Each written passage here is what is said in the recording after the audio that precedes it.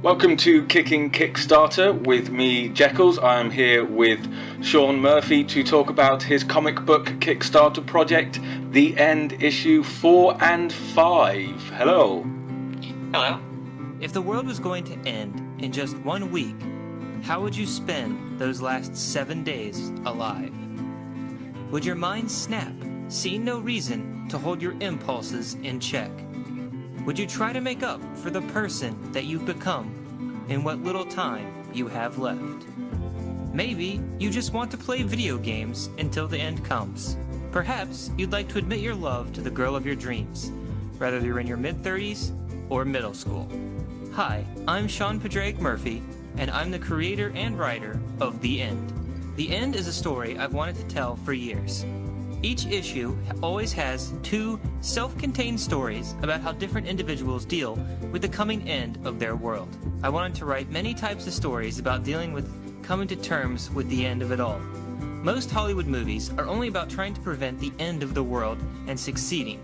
Here, it's coming, and nothing you can do can stop it. What would you do? I wanted to write many different stories centered on this concept, but still give myself enough freedom that I could create vastly different stories in theme, tone, and art style for each short story, giving it a look and feel unlike any other comic book series out there. When you pick it up, you might understand the general idea, but the stories within will always be unexpected. For my next 2 issues, I deal with the themes of hope and survival. In issue 4, I have a positive story about never giving in to despair despite the arrival of the eventual end.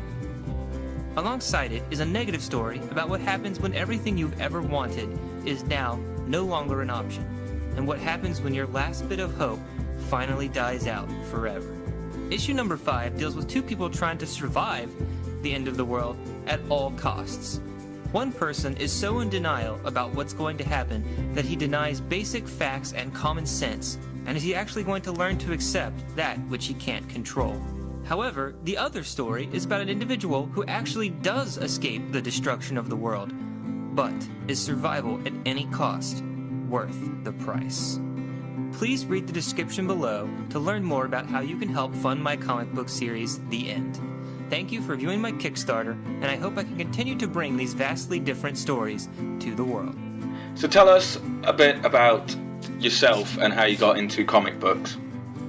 Well, it was a little different than most people, I think. I'd actually just graduated college, and so I went to grad school, and it was pretty much in a world where I didn't know anybody now. So, as a hobby to pass the time, I started making, these comedic webcomic adventures of me and my friends back in college. And somehow from that, I started writing more ideas, found an artist to make a more serious story for my first comic book. But ever since I made that one, I've just been determined and planning so many other titles since then, because now I've just gotten, the writing bug to make more and more comic books. And what other comic books have you created before The End? Well, The End was my second comic book. The first one I did was called Displacement. It was a serious story that started in my webcomic that I realized just clashed too completely. So I ended up making its own story that ended up being a 3-issue miniseries. It's about it was loosely based on my life at college, but mixed with a fiction story I wrote, so it's kind of experimental. But it's about a main character who refuses to believe the thoughts in his own head, so his brain fights back and creates a figment of himself that tries to drive him insane. And so it was I made 100 copies or so of those and sold those throughout the cons for the first year and a half when I started, and now I just recently made that into a graphic novel. But the first thing I did right after that was my End series, because it was the first fiction idea I had that I really wanted to tell, and I thought it was actually feasible that I could do, because one of the things I was worried about before I even knew anything about the world of comics was, how do I find artists and how do I get them to actually commit to a project? Because I had no idea. I didn't know anyone or anything in the business or the con or anything when I first had the original idea. So I was like, well, maybe The End like has the potential to actually be a little bit easier for me to create, because each issue only has 2 stories in it. So if I were to find an artist, I would be able to hopefully, at least I thought, get them for a short-term commitment rather than saying, hey, would you like to draw my 6-issue miniseries for the next few years? So, how did you go about finding the artists? Well, it started when I went to my first convention, Small Press Expo, and I asked a few people that were writers only that I saw, like how they dealt, which apparently was not that many, how they went about actually meeting their artists. And one of the most helpful things I got was someone who directed me towards some websites, like I think digitalwebbing.com. So I originally posted an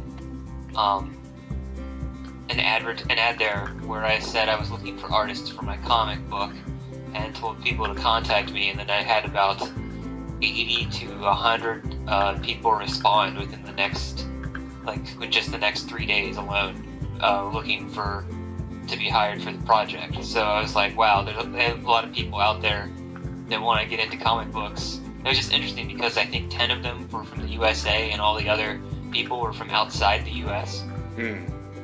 So that was how I first went about doing it. But since then I've just been looking around conventions and collecting business cards and seeing who's up for the idea of being hired for interior art for the project.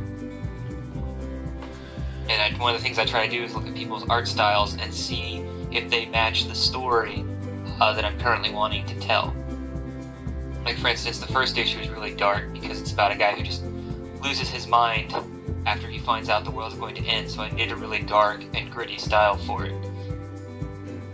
So you went purposely looking out for a particular style, but have you ever come across any artists that have a certain style that you think you could make a story around which would fit in with the universe of The End? Not really. I've already had the main idea of which stories I wanted it to tell. Like when I first started it, I had the general idea of at least 8 to 10 stories that I wanted to tell already. So my main goal was always to just try to find the art that matched these stories that I really needed to tell. And how did you come up with the 8 stories, or completely 8 different characters and their personalities, to tell the story about how they dealt with the end in their own either emotional or physical or psychological kind of way? How hard was it for you to get into these mindset of these different characters? I don't think it was really too hard to envision other people, like how they would react and respond originally. And it's interesting that most of the stories that I've created are the ones from the original ideas I had over like the first month or so writing all these. It's only, I think, in issue 4 and 5, there's one story each that I came out with last year, which are in those issues. But for the most part, all those stories still originally come from 5 years ago when I first started the idea and had the project in mind. Or actually, it's probably been like 6 years or so now. So it's definitely been a long journey for you over the last 5 years to get the issues that you have out at the moment out there, issues 1 to 3. Yeah, because what happened was I had the ideas for a while, but then when I eventually moved down to Baltimore after I was finished with grad school, and I think about a year later, once I finally knew I had a job and was secured in it, I was like after I was done training and finally my job, I was just like, okay, this is like my real chance now to finally do this project and get it made. So then I started like looking for artists and getting it done like almost immediately.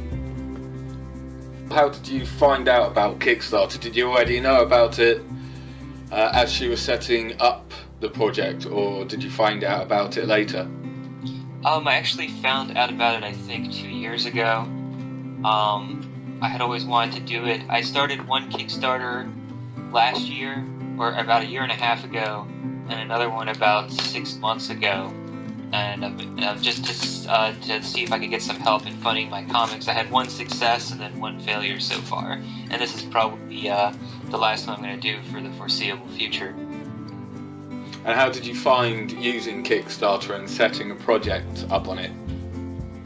I found it really easy to use and set up. It was just the hardest aspect is just getting your name out there and getting people to actually look at it and then actually donate to it. So, like, it was just interesting because the first Kickstarter project I had, I think it succeeded just because the idea was so, I think, bizarre and strange that I had a lot of people just find it and donate some pretty large amounts to it on occasion. And then what I'm hoping with the end is that this idea is really, hopefully really original and gets people interested in the project to actually want to donate and spread the word for it to help out. Well, it's definitely an original viewpoint on the concept of the Earth ending, and I'm sure it's one many people have wished somebody did release as a comic book or as any other media. Yeah, but it's not one that you very much see out there. You know, the end is coming, there's nothing you can do about it. What are you going to do? It's more of those psychological questions you ask down the pub or to your mates when you're chatting, really. So it's an interesting concept, or interesting to see somebody actually bring it to paper. It actually came out, I think, from one of those ideas is where I like to write psychological-based stories, and one of the things I just didn't like around the time was always seeing all those end-of-the-world stories, and it's like, hey, the world's vibrating to destruction, or here comes a comet, and they're like, don't worry, we're going to save it at the last minute, and it's just like an action movie. And I'm like, well, what about the real-world responses? Like, how would actually people react doing this? They just always gloss over it in any action movie, because the whole point of the movie is just the roller coaster ride itself. Yeah. So I just wanted to tell things from a more like personal perspective and how people would have actually been reacting toward the events that I thought to this point no one had really tried to tell yet. If you're successful with funding for this project, what is the future for you and your comic books in this project? Well, if the funding is successful for the end, I'd really like, and then I'll know that I can continue the series for a little bit, because it originally was to have 10 issues in mind for the end, to eventually have 2 graphic novels for it. And how have you gone about marketing and advertising the end to a fan base, both on the web and down at conventions? Well, mostly I do go to a lot of conventions to try to advertise my comic books and get out there. I also have my website where I try to post quite frequently all the updates I'm doing for my comics and things like that, as well as just on Facebook, Twitter, and and sometimes on Tumblr and stuff like that, just to get the end out there. And have you found getting into conventions, like getting a stall with them or finding out about conventions, is it quite hard to actually do the research into the comic book industry to get the places to advertise your comic books? Yeah, well, sometimes I think it depends on the convention, because I've actually researched a lot of conventions the last year, because now that I know that hopefully this will eventually become a graphic novel, and also the other comic series I'm doing, I'm trying to get more cons, to go to more, to actually just start branching out to a lot more, because for a while it was due to money reasons I'd only go to maybe like 2 or 3 a year. And now, in the last year or so, I've gone to around 8 conventions this last year, 6 before that, so I'm starting to increase, hopefully, my con presence. Definitely. And what different tiers are there for people when they pledge to your comic book project, The End? Well, I have the obvious rewards of the comic book itself, where I offer 1 issue to 5 of either digital or physical copies.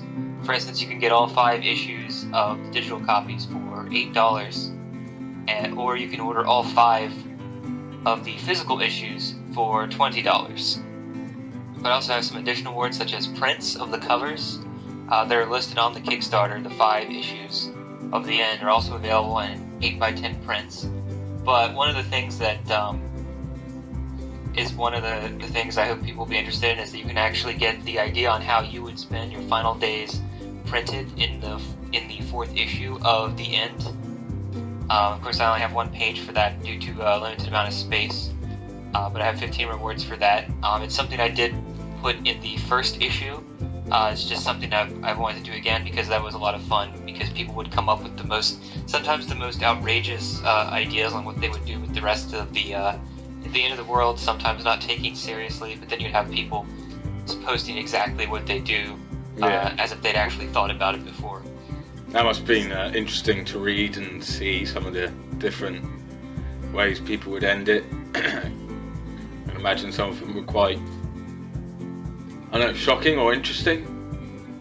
Yeah, some of them are pretty interesting, and some of them are just like, I'm just gonna go get drunk, is what some would be, or one would just be, I'm gonna go spend the rest of my time with my girlfriend and my family, like something like that.